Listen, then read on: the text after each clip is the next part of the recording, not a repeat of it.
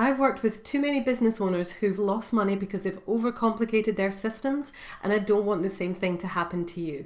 I'm Moira Fuller, and I help established small business owners step out of day-to-day admin and into leading their business with more clarity and capacity. In this video, I'm going to share the first key areas I look at with clients and show you how to implement them in your business. Before we dive in, download my free guide that will help you simplify your operations and identify the bottlenecks in your business. It's in the link below. Step 1 is don't overcomplicate, look for the simple solution. If systems don't come naturally to you, or if you have some in place but they kind of feel like they're duct taped together, it can be tempting to think that the more sophisticated your systems are, the more professional will be, the more professional your business will be.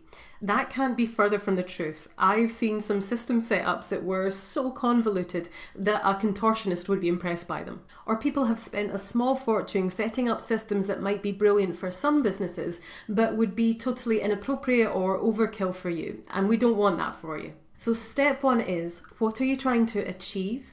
And then what's the simplest way to that outcome? What's the simplest solution? I was a child of the 80s and I grew up on the original Indiana Jones films. Now there's a lot in them that my adult self finds problematic, but there is one scene that sticks in the mind. In Raiders of the Lost Ark, Indy's cornered by this guy with a big sword who swooshes it around in an elaborate display. Indy just rolls his eyes and then shoots him. Only apparently it wasn't scripted that way. It was meant to be a long choreographed fight scene with both of them using swords, but on the day they were filming, Harrison Ford was ill and said to Spielberg, "Can't I just shoot the guy?" That scene and popcorn movie history was made. So what's your equivalent in your business? Where are you going for the big elaborate sword fight scene where actually there's a much simpler, more elegant solution to get you to the outcome quickly? Step 2, you don't usually need fancy tech. Another assumption people can have about systems is that they require to have fancy tech tools. Now, sometimes that might be true, but in a lot of cases, something like a checklist or a very simple system will be exactly what you need. When I'm working with clients, I always look at the tech they're already comfortable with.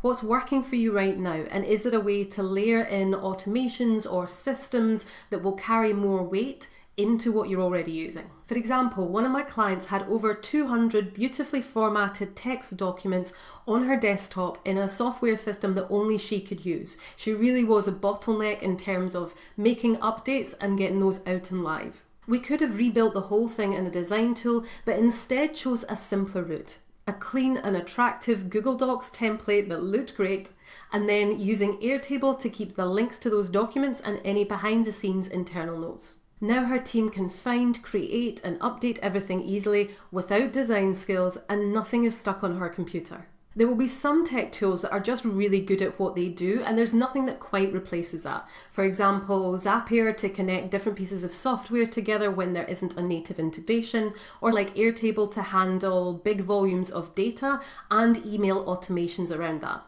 But if there are a lot of potential systems that could work for the job, it's more important that it's something that you'd actually use. You might have a really fancy task management system that you don't feel comfortable using and therefore ignore, when actually for what you need, reminders in your Google Calendar would be perfect. So are you picking systems tools that you think you should use, or are you choosing what will actually make the process easier for you? Step 3 is to establish a source of truth for your systems, a home where you can find them. Checklists, SOPs, any useful links that you have that you want to go back to, a central place where all of those can live. So when you're next thinking of something you want to do, you can quickly check if you've already got a resource for that, you're not reinventing the wheel, and you're not getting frustrated digging through lots of things for something you can kind of half remember creating at some point. Some systems, especially automations, will just tick along nicely in the background. For everything else, have a source of truth. Here's what mine looks like, and I use Airtable. Now, if you're already using Notion or Asana, you can absolutely build this out in that. You don't need Airtable. Whatever you're comfortable with, use that. This is what you need to include. So start with the name and use terms you're likely to use. For example, if I was doing something with email, I might put in email and kit or newsletter so that whatever I was likely to search in future, I'd be able to find it. You can then sort them by category, which just makes it a little bit easier to find things. status, whether something is active or needs a review. Then you've got your link to your SOP. I do mine largely in Google Docs, but I have in the past used Notion, and I've also popped in here some links like to YouTube videos or to other external links where it doesn't make sense to go ahead and create an SOP when there's something that I can use directly.